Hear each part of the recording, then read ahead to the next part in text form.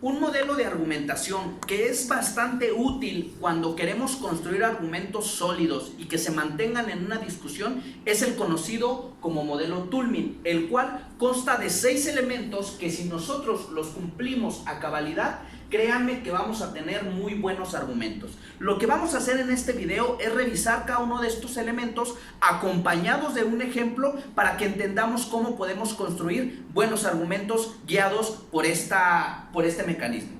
Vamos primero con la afirmación, que es el elemento central del argumento. Básicamente es la idea central que yo quiero demostrar con mi argumentación. Es decir, vamos con el ejemplo. Si tengo la noción de que esta casa prefiere un mundo pobre a uno desigual, entendemos entonces que el debate es comparar dos escenarios. Dos escenarios que por sí mismos ya son indeseables, pero podríamos debatir cuál de ellos sería menos perjudicial. Uno en el que todas las personas sean pobres o uno en el que las personas tengan diferentes ingresos y sean desiguales, básicamente el mundo actual que tenemos. Entonces nosotros como postura a favor vamos a demostrar que sería preferible un mundo en el que todas las personas fueran pobres. Mi afirmación podría ser que en este mundo las personas serían menos infelices. Así nada más, esa es mi afirmación. Una sola idea, clara, contundente, concisa y que va direccionada a mi carga de la prueba. Vamos con un segundo elemento que son las evidencias, las cuales básicamente consisten de todos los razonamientos, evidencias, ejemplos que nosotros queramos dar para apoyar y sostener la idea principal. En el ejemplo que estamos trabajando, para demostrarles que las personas serían menos infelices, yo explicaría que realmente el origen de la infelicidad es cuando nosotros no estamos conformes con nuestro estado de vida. Cuando las personas son pobres, es cierto que no están conformes por las carencias que ellos tienen, pero la infelicidad es mayor cuando tú te das cuenta que hay otras personas que muchas de las veces, obtenidas de manera injusta, sí tienen mucha mayor riqueza que tú. Entonces tú no solamente no tienes, sino que además te da un sentimiento de insatisfacción mayor cuando te das cuenta que otras personas sí tienen, y además por el hecho de que ellas tengan, muy probablemente tú nunca vas a poder tener. Entonces en esa comparativa es más infeliz la persona que vive en un mundo en el que se está comparando con alguien que sí tiene, a aquella persona que se está comparando con personas que son iguales que ellas, que igual la infelicidad existe porque no tiene recursos, pero es menor, dentro de las posibilidades es la menor. Vamos con un siguiente elemento que es el respaldo, el cual funciona a manera de plan de contingencia. Es decir, cuando yo doy un argumento, muy probablemente me lo van a refutar, y justamente el respaldo lo que trata es prever aquellas críticas que le puedan hacer a mi argumento para tener escenarios alternos, plan B, plan C, que permitan que mi argumento, después de ser criticado, aún así se mantenga en pie.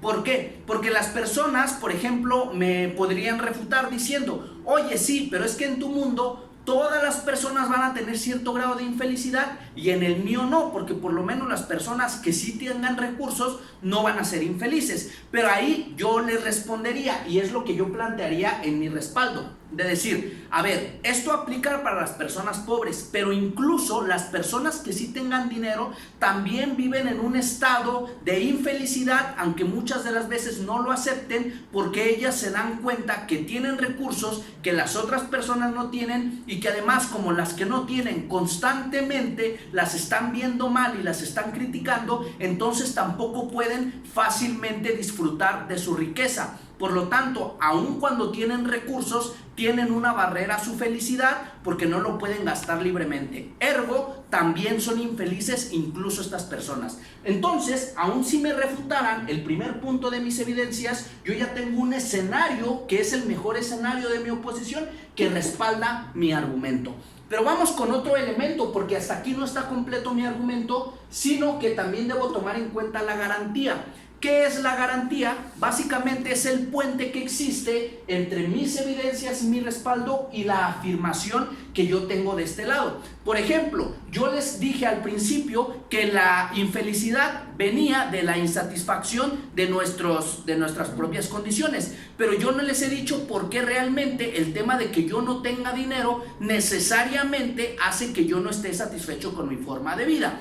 Eso es la garantía, es lo que le sigue haciendo falta a mi argumento. Y yo se los diría, por ejemplo, que el hecho de no tener cubiertas todas tus necesidades básicas no hace que tú puedas vivir feliz o que puedas aspirar a la felicidad. ¿Por qué? Porque constantemente vas a estar viviendo en una situación de preocupación, de incertidumbre, de no saber ni siquiera si vas a poder sobrevivir, porque no sabes si vas a tener dinero para comida, para un sustento de dónde vivir, para un sustento de qué vestir. Y entonces, si tú estás intranquilo porque no sabes qué te depara en el futuro, tú no puedes estar tranquilo. Por lo tanto, no puedes estar satisfecho y mucho menos puedes aspirar a la felicidad.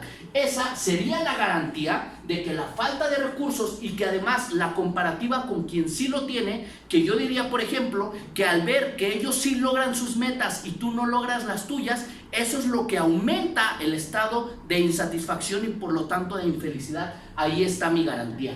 Pero vamos con el tema de la reserva y el cualificador modal. ¿Por qué trato estos dos elementos al final? Porque como lo podemos ver, son dos elementos que van ligados con la afirmación. Es decir, son dos elementos con los cuales yo voy a medir que mi afirmación es congruente con lo que yo quiero demostrar. Primero, la reserva es establecer aquellos casos excepcionales con los cuales yo no quiero debatir o no puedo debatir porque no es la naturaleza del debate.